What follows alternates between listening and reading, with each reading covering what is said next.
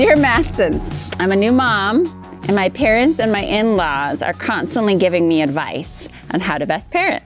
How do I set boundaries while still showing respect and appreciation for their desire to be involved? Sincerely figuring this out. Such a humble way to ask that question. Thank you. All right, teeing up. Can you relate? Yeah, I mean, this has maybe happened once or twice, maybe in our journey. Gosh, I love how grandparents have forgotten that actually, like what it was like to parent littles or even teens and such. I think every grandparent. There's like amnesia that happens. It's like all of a sudden it's like they should be available for everything, and you should be able to, you know. Yeah.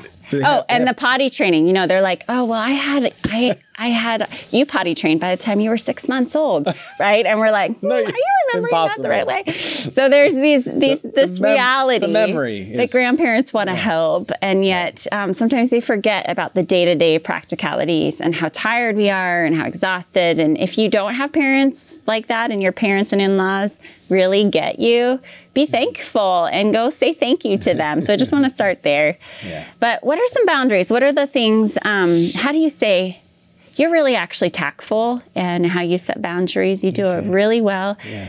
I'm going to give you a scenario, hypothetical. Oh, okay. Okay, so we're all sitting at the dinner table, and the parents are there, or the in-laws, either one. And they're there, and they're telling your kids to finish everything on the plate. Oh, right. How do you set a boundary in that if that's not what your family rule is? Because in our family, we eat until we're full, and then we can save what we didn't eat on our plate, and there's reasons why we do that.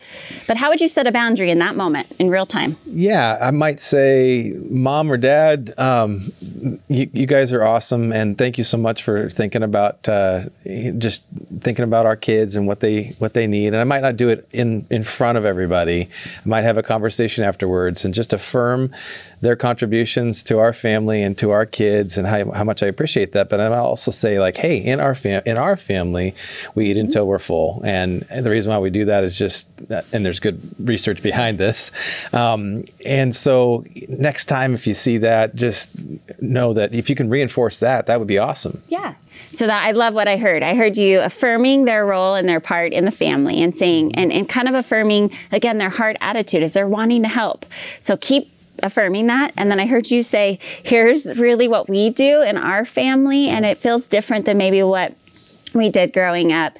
And maybe if you have a why, explain your why, because that can help them. Because sometimes parents don't realize, grandparents don't realize there's maybe new information, or we decided to do it different because our child has different needs, those kinds of things. So we explain the why, and then reminding them they can reinforce that. Join our team in that. Join our team in that. I love that. Give them a win and something that they can, because they want to support what we're up to, and they want to support the kids. Do. So yeah. I would say that it's normal to have to repeat it, and to know to be patient with that, because most, unless they're living with you, that would be a unique scenario. But most grandparents aren't engaged every day and all the time. They're coming in your life. And so just remember, you might have to reinforce some things. Yeah, they're freestyling maybe if they're in their retirement years, right? They're just flowing, and so this all of a sudden the structure is back, and like, how do we do that again? What's it all about? And then you have the ACT model, right? Yeah, that was the acknowledge their emotions, communicate the limit, and then target an alternative, which is what you did naturally in the boundary setting. You're really good, and I've actually learned a lot from you.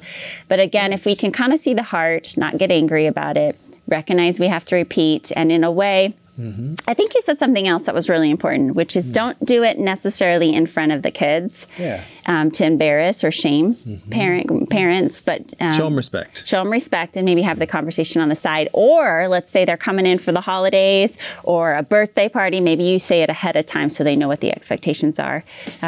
But keep it light, and hopefully that reinforces moving forward. But it is your family, and if you two... You're the parents. If you two are in agreement about this, then it's okay to tell the grandparents that this is how we're doing it, and help them really appreciate their part in reinforcing and getting to be the grandparents. They're no longer parents anymore. Whoop, whoop. So... All right, so remember that in all of this, you're the right parent for the job, and we're cheering you on.